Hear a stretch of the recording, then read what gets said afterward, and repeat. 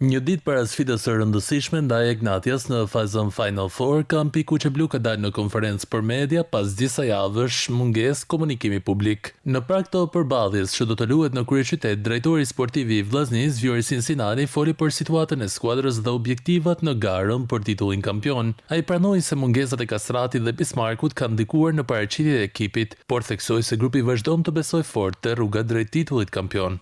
Na kena pas një problem, thëmë drejten, që këto dy mungesat e Kastratit dhe të Bismarckut kanë shumë të rëndësishme për ne. Kanë dy lojtarë që i kanë dhënë mjaft për Vllaznin dhe më vjen keq që në Final Four nuk është kontributi tyne. Çunave kena thonë nuk duhet më demoralizu, kena një ndeshje mjaft të rëndësishme me Egnatian. Ato djem janë që na kanë prunë deri këtu, ata djem janë që kanë bërë me nrru gjithë. Drejtori sportiv u ndal edhe te çështja e bllokimit të merkatos nga FIFA, duke deklaruar se situata do të zgjidhet. Merkati do të zhbllokohet kur të fillojmë me bë afrimet e lojtarëve, besoj shumë që do zhbllokohet dhe të ketë asnjë problem.